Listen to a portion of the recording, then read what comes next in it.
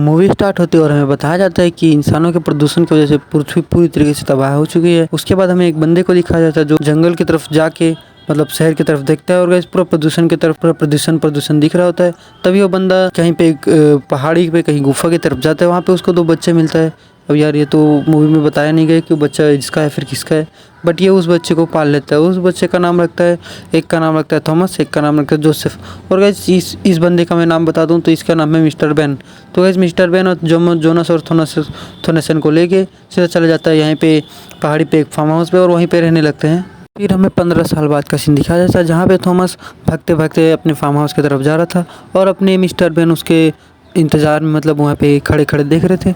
और तभी गाइस अपना जोसेफ बताता है कि वो अभी तक यहाँ पे नहीं पहुँचा। तो गाइस अपना मिस्टर बेन थोड़ा परेशान हो जाते हैं और उसे ढूंढने के लिए जाने ही वाले थे। तभी गाइस थॉमस आ जाता है और तो गाइस अपना मिस्टर बेन उसे गाली देने लगता है कि तुम्हें इतना टाइम क्यों हो गया और ये ऐसा क्यों गाइस, ये हमें बाद में पता चलेगा। उसके बाद गाइस ये सब लोग अपने अपने घर चले जाते हैं। घर में जाने के बाद ये लोग पूरे घर की खिड़की दरवाजे बंद करने के बाद सेकंड फ्लोर में जाके खाना खाने लगते हैं। खाना खाने के बाद सीन कट करके हमें दिखाया जाता है कि जोसेफ, थॉमस और मिस्टर बेन जाते हैं सोने के लिए। सोने के वक्त गाइस हमें दिखाया जाता है जोसेफ जो कि वो चेस खेल रहा होता है और हमें इस बात से ही पता चल जाता है कि जोसेफ थोड़ा अक्लमंद है और थॉमस थोड़ा सा बेवकूफ़ है। तो उसके बाद गाइस वहाँ पे उनके दरवाजे पे किसी का नॉक करने की आवाज़ आता है। तो ये सुन के गाइस जोसेफ और बेन थोड़ा सा घबरा जाते हैं। उसके बाद गाइस बेन और थॉमस चल जाते हैं उस नॉक करने वाले मतलब पर्सन को देखने के लिए। लेकिन तभी दिखाया जाता है कि उनके जो डोर है उनको बहुत ज़्यादा से जोरों से कोई पीटने लगता है।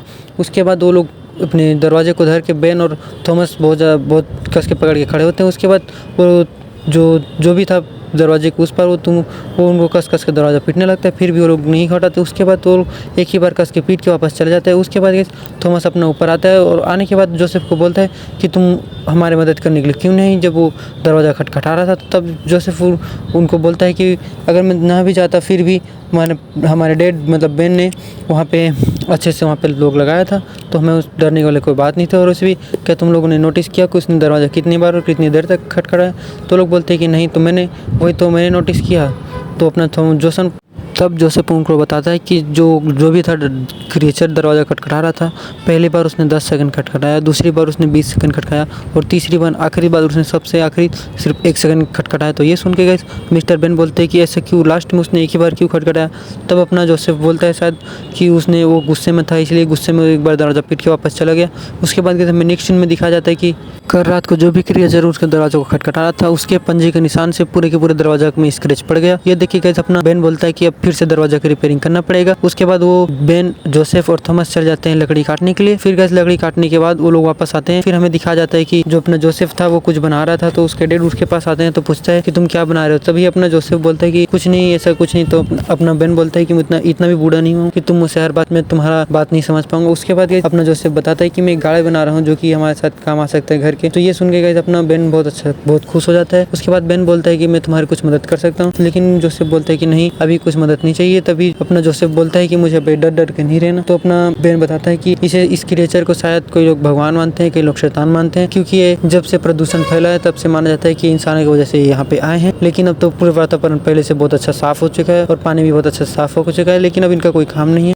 तभी अपना जोसेफ बोलता है कि फिर भी अब मैं इनको मारना चाहता हूँ क्योंकि ये इंसानों को खाते हैं। तभी अपना बेन बोलते हैं कि कैसे मारेंगे इनको। तो इसके बाद हमें दिखाया जाता है कि जो मिस्टर बेन होते हैं वो अपना जोसेफ को बनाए हुए गाड़ी को थोड़ा सा मतलब तार को यहाँ से वहाँ करता है और तभी उसका गाड़ी स्टार्ट हो जाता है। ये देखिए गाइस अपना जोसेफ थोड़ा हैरान होता है। उसके बाद हमें नेक्स्ट में दिखाया जाता है कि मिस्टर बेन जोसेफ और थॉमस को गाड़ी चलाना सिखा रहे होते हैं। फिर थोड़ा देर गाड़ी सिखाने के बाद अपना मिस्टर बेन बोलता है कि जोसेफ और थॉमस कि तुम दोनों जाओ नदी के पास और नदी के पास से कुछ लकड़ियाँ लेके आओ क्योंकि हमारे दरवाजे को बनाने के लिए कुछ लकड़ियाँ कम पड़ रही है। ये सुन के गई अपना जो कि थॉमस था उसका मूड थोड़ा ऑफ हो जाता है क्योंकि उसे जाना था मिस्टर बेन के फार्म में। तो सॉरी गाइस, मैंने आपको पहले एक्सप्लेन नहीं किया था। जब थॉमस पहली बार जब भागते भागते आ रहा था तो मिस्टर बेन के यहीं से भागते भागते आ रहा था क्योंकि यहाँ से थोड़ा दूर में एक और फार्म हाउस है जहाँ पे मिस्टर बेन नामक एक परिवार रहता है। उसके बाद यहाँ पे जो अपने थॉमस और जोसेफ थे वो दोनों चले जाते हैं गाड़ी पे नदी के पास, लेकिन रास्ते में ही अपना जोसेफ और थॉमस का बहस हो जाते हैं और तभी अपना थॉमस जो कि वो उतर के सीधा चला जाता है मिस्टर बेन के फार्म हाउस में और अपना जोसेफ अकेले ही चला जाता है नदी के पास। उसके बाद हमें दिखा जाता है थॉमस को कि वो पहुंच चुका था फार्म हाउस और वहाँ पे मिला जाता है हमें मिस्टर जोनाथन की। उनका वाइफ का नाम तो हमें नहीं, इस फिल्म में नहीं बताया। उसके बाद हमें तभी मिस्टर जोनाथन बोलता है कि तुम अपने थॉमस से कि तुम बहुत थक चुके हो, तुम जाके नल से पानी पी लो। और अपना थॉमस भी आ जाता है नल पे पानी पीने के लिए, लेकिन थॉमस जितना भी टेढ़ रहता है पानी नहीं आता। और तभी हमारी इस फिल्म के मेन कैरेक्टर से मिला जाता है फीमेल मेन कैरेक्टर जिसका नाम था शार्लेट, और शार्लेट उसे बोलती है कि नल तो पहले से ही बंद था। और तभी शार्लेट पूछे कि तुम यहाँ पे क्या करने आए हो, तो अपना थॉमस बताता है कि मैं यहाँ पे अपना कल का बचा हुआ काम